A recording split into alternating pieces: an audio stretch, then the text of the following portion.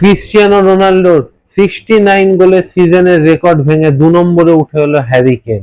আর এবারের বিশ্বকাপেও গোল্ডেন বুটের রেসে হ্যারি কেন।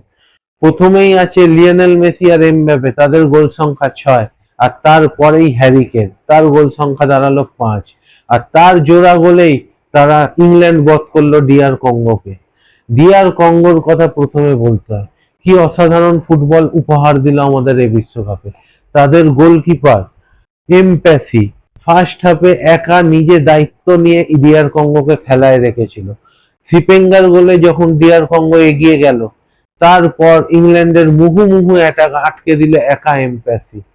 কিন্তু তার চেষ্টা ব্যর্থ হলো হ্যারি কেনের সেকেন্ড হাফে 76 মিনিটে করা প্রথম হেডে গোলে।